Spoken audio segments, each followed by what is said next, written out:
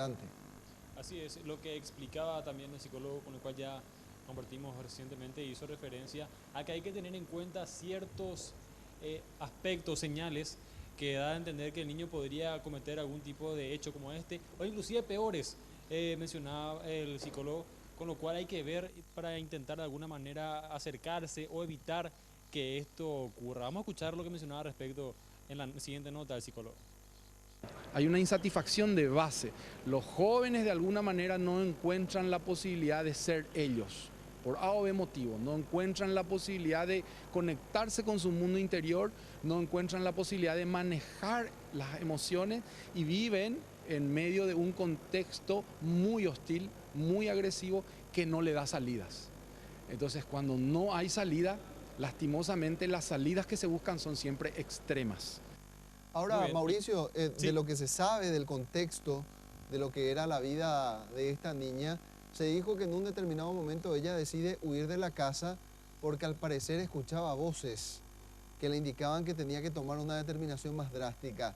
¿Eso es así, Mauricio? Sí, decía que según los datos que fueron prohibidos, la niña supuestamente escuchaba voces del demonio que le decían que se suicide y que ella al salir de su casa dejó de escuchar estas voces porque el demonio estaba en su casa. Esto puede hacer referencia también a algunos de los familiares que están en la casa y que representarían en el imaginario de esta joven el demonio, por lo cual ella... ¿Se sabe cuál era el problema que había en la casa? Porque según se dijo ayer, y esto trascendió desde el propio Ministerio Público, porque al parecer fue una declaración de esta niña, es que ella se enteró de algún modo en que su nacimiento fue a partir de un abuso sexual que sufriera su madre y que esto la conmocionó. Es así, y según también habíamos escuchado, había una especie de resentimiento por parte de la madre hacia la hija, con lo cual esto también puede acentuar el problema emocional que tenía la niña. Ahora, ¿qué es lo que hay que hacer? Mencionaba también el psicólogo a continuación para evitar que esto ocurra y cuáles son los caminos que hay que tomar con algún tipo de adolescente o algún niño que está en esta situación, es lo que vamos a escuchar a continuación. Se puede percibir y se puede sobre todo generar acciones cotidianas que favorezcan el encuentro y el contacto. Cuando no tenemos un nivel de conversación o cuando nuestro nivel de conversación es muy agresivo, es muy destructivo de la personalidad del joven, con esto tampoco tenemos que caer en la permisividad, ¿sí? Es decir, bueno, déjenlo que haga, porque eso tampoco le gusta al joven. Es como cuando vas por una ruta y tenés las líneas de marcatoria en el medio. Entonces es fácil transitar porque vos sabes cuándo adelantarte, cuándo no. Pero cuando vas por una ruta y no tiene los límites, es muy difícil y se vuelve caótico el tránsito. Y los límites tienen que ser claros, permanentes, consistentes para todos, incluidos los adultos. Es decir, si yo quiero que un adolescente viva algo, el primero que tiene que vivir soy yo. Voy a poner un ejemplo concreto. Si a la hora de comer decimos no comemos con celular, somos los padres los primeros que no tenemos que comer con celular.